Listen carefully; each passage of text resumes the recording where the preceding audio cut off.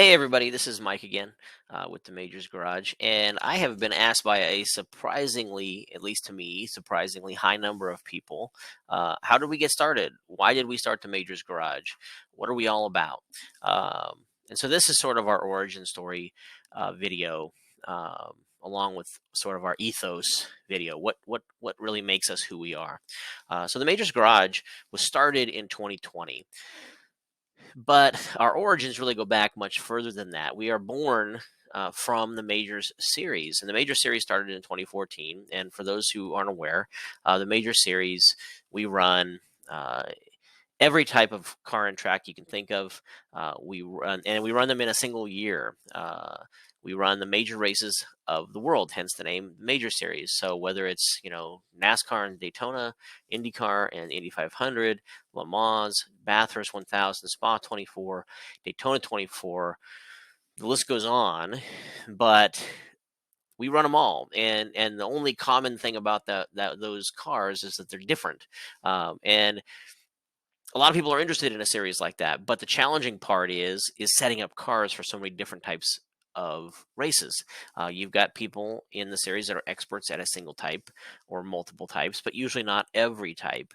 And so teams were formed, trying to get as much resources as they could to build setups, which was fine and that was cool, and it really spurred on the team championship aspect of our series. But we had hundreds and hundreds of privateers running the majors, and they struggle or have struggled with the series in that getting setups and building setups for such a wide variety of cars.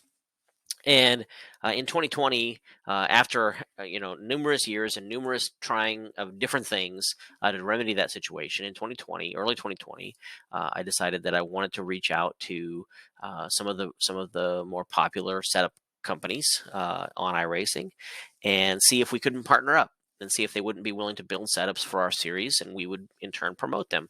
One by one was turned down or not responded to, and after going through that exercise, it was a little frustrating, made me a little angry, to be honest. Whether that was justified or not is another question, but I did.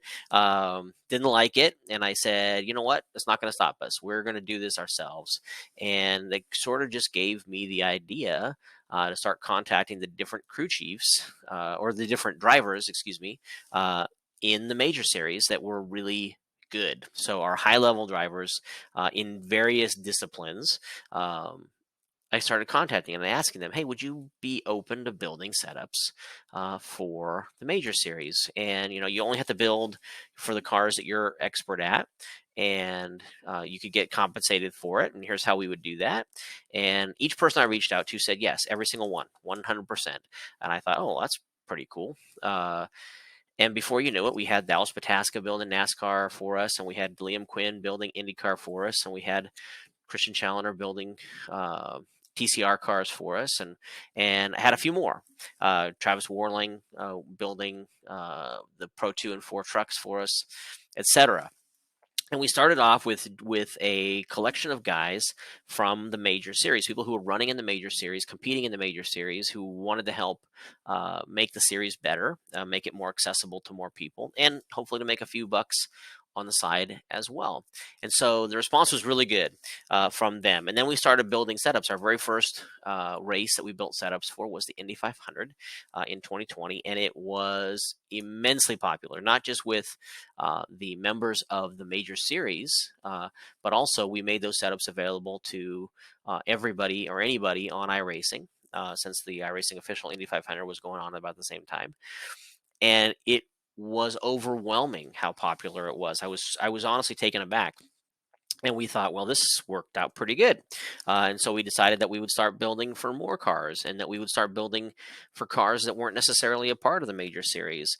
And we decided early on that we wanted to do things a little bit differently. We wanted to make sure that, number one, we made a commitment to building for almost every official car on iRacing. And we wanted to make sure that we had a free setup available for each of those cars as well, so that people again, sort of the idea behind getting people setups for the major series, we thought, you know what, let's extend that and let's make sure that we make each of the iRacing services, or not services, each of the iRacing series more accessible to more people from an open setup perspective. Obviously, there's always the debate between open and fixed setups, and we wanted to close that gap a little bit by making some of the open series more accessible to people with a free setup.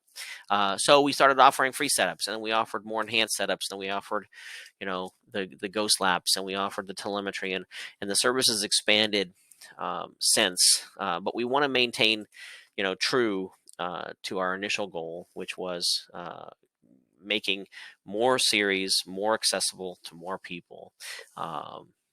And that's pretty neat. We're now up to over 20 crew chiefs, 22 to be specific right now. We cover over 60 cars on the iRacing service, and we still offer a free setup for each and every one of those. If you purchase one of our subscriptions, every single car we build for is included in those. We don't hide any of them behind any additional packages. So we're real proud of the service that we've built. We're going to keep growing it, and we're going to keep working on it and making it better. And hopefully, with your feedback, we can do that. But that's how we started. That was how the Majors Garage got its life. Thanks. Hope that was interesting. If it was, hey, subscribe to the channel. We will have more tips and tricks videos. We will obviously we've got our hot lap videos, etc. So subscribe to the channel. Would love to have your sub, have your support there. Thanks so much. Bye.